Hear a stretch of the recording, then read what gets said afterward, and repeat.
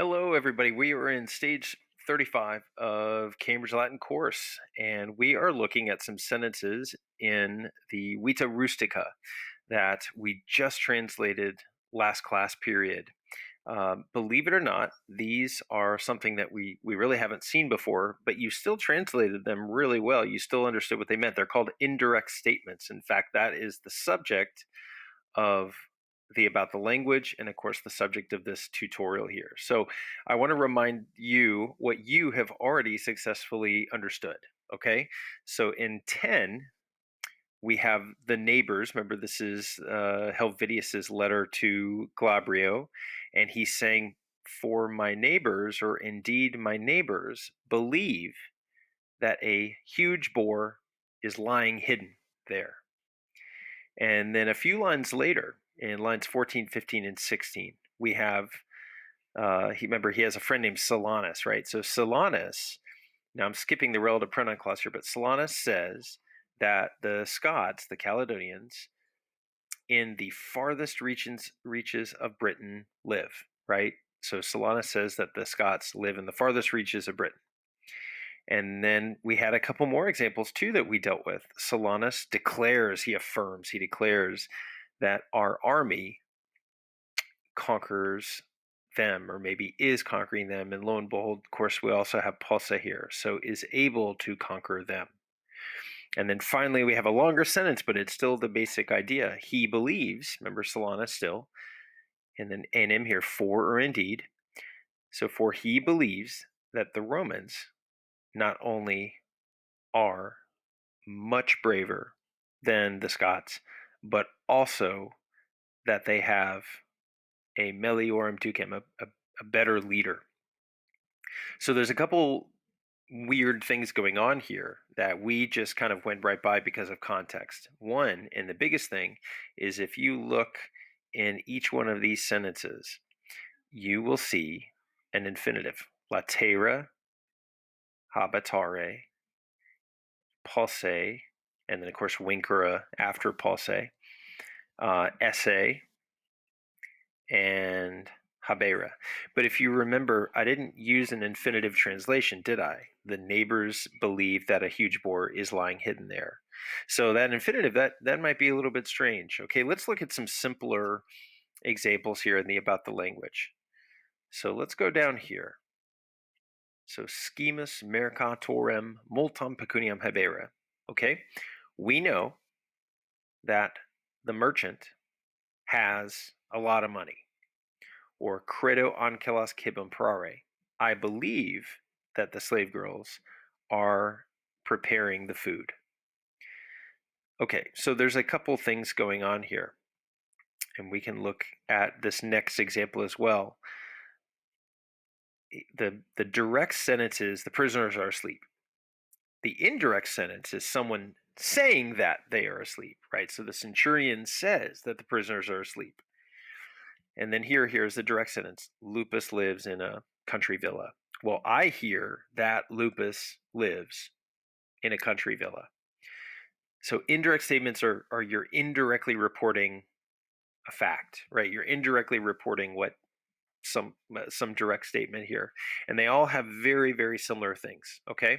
One, and I'm going to do this here. I'm going to use these two examples. The first thing is that the sentence is prefaced by what I'm going to call a head verb, okay? And I'm going to just write HV here, head verb. And these are things you do with your head, right? So dicit, saying, audio, hearing, listening, feeling, thinking, believing, anything you can do with your head, okay? The next thing is, first of all, Latin doesn't have a word in this context either, anyway. It doesn't have a word for that. Notice that there's no word in the Latin that's corresponding to the centurion says, but notice there's no word for that here. Okay, same thing here. I hear that, but we're just going to assume that. And honestly, in English, sometimes we just leave it out. The centurion says the prisoners are asleep, right? We've kind of glossed right over that. Okay, here's the two other big things here.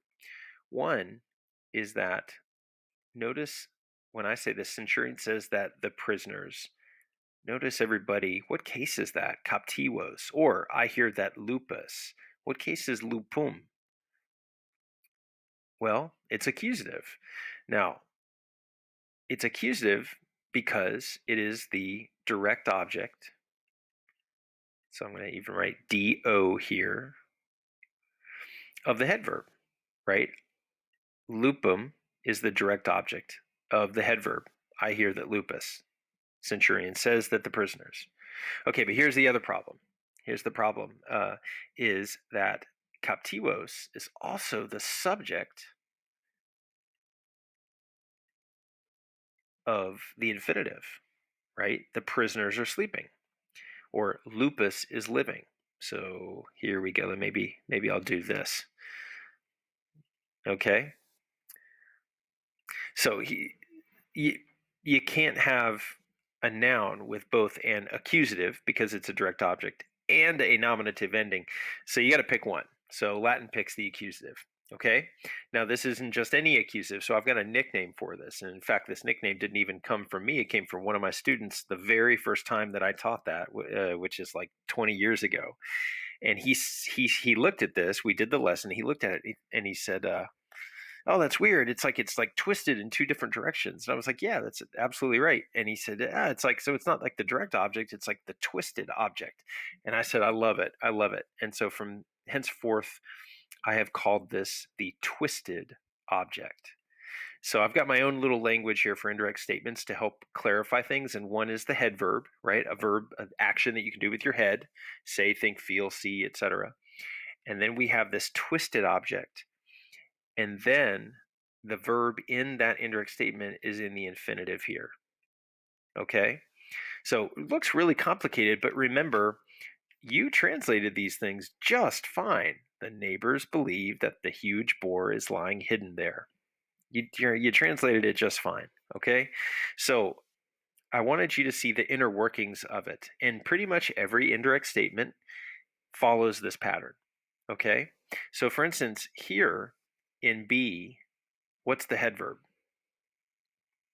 That's right, yeah, it's decit. So let's put a little HV here. Okay.